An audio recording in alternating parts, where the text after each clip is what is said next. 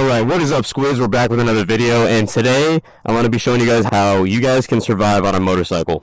These are just going to be basic tips that are going to keep you safe on the road, and things that you should probably know before you get on a bike and you start heading out there. Maybe you already ride, these will still help you too. It's all very basic stuff, and some of them I haven't heard before on the internet, but I do personally feel that they make it a lot safer while riding. So let's get right into it.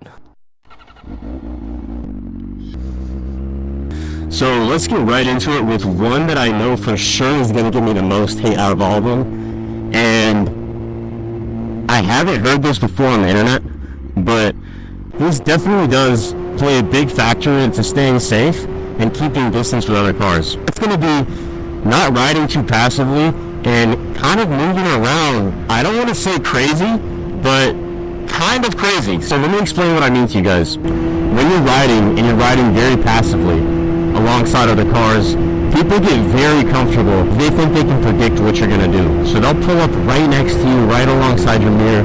And while it might be okay in the moment because you're riding very predictable, they're going to be slow and courteous. They might forget that you're there. They might not be slow and courteous. They might zip right by because you're not making any aggressive maneuvers. On the other hand, if you're moving around a little bit in the lane, maybe your exhaust is loud, maybe you're revving it, I don't want to say driving recklessly, but not being so predictable in your riding, people will give you a lot more space. They might think that you're drunk, they might think that you're on some type of drugs, but at the end of the day, who cares what they think as long as they're going to give you space on the road? Do you really care what people think about you while you're riding on the road? You shouldn't be riding on a motorcycle, first of all. But if you do care about your safety, move around in the lane a little bit, let people know that you're there.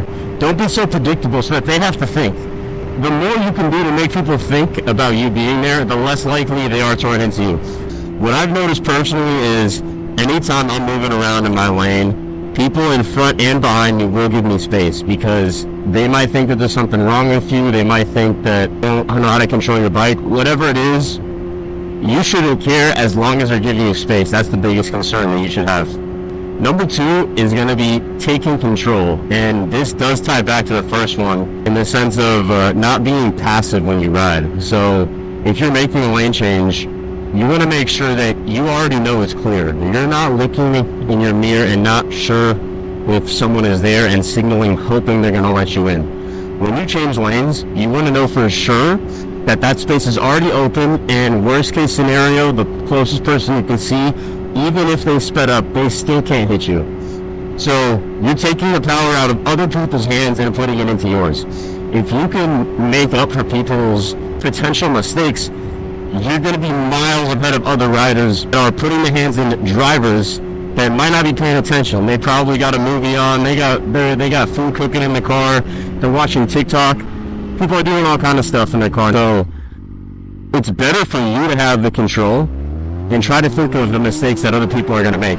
Now, number 3 on the list, this one's going to be pretty obvious, and this is going to be wearing gear. I'm not going to be that guy to tell you got to wear a whole tracksuit every single time you ride.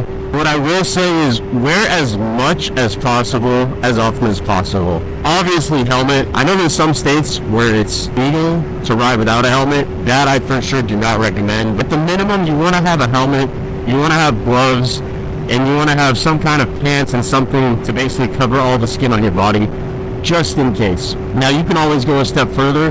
You want to have full leathers. You can do armored pants, full boots, stuff like that. I'm not going to be that guy to tell you you got to wear all of it all the time, but I will say the more you wear, the better it'll be for you if you go down.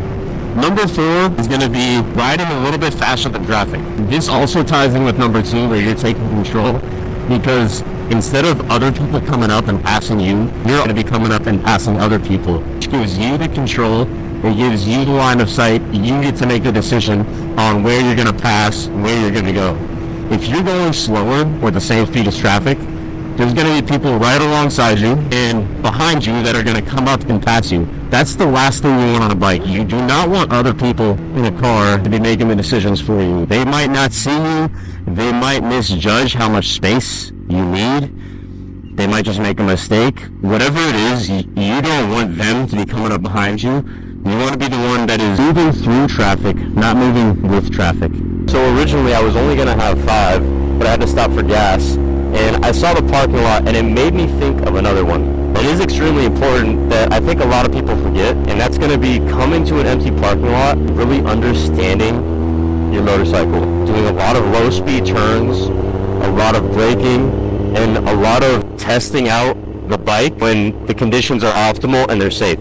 So if you want to know how fast your bike can stop in an emergency situation, what you need to do is find a parking lot like this, go ahead and get up to 60 miles an hour, and progressively get on the brakes harder and harder. What that's going to do is that's going to teach you how hard you can get on the brakes, on the gas, how hard you can lean the bike before you get into an emergency situation where you might need to swerve out of the way. There's some guy in the road, there's a car, whatever it is, there's a monkey. You got to do what you got to do. By testing it out before, you're going to have a lot better idea of how your bike is going to behave, and you're not going to be left in the dark, not knowing what to do, how far you can lean your bike, and just being a better rider in general. Being able to control and maneuver your bike how you should be able to, so you could get yourself out of whatever you need to. One thing I'll add is it's a lot better to fall in a closed parking lot than it is to on the road. You're not going to be going as fast, not going to be caught off guard. This is private city property. You're not allowed to do donuts in here, okay?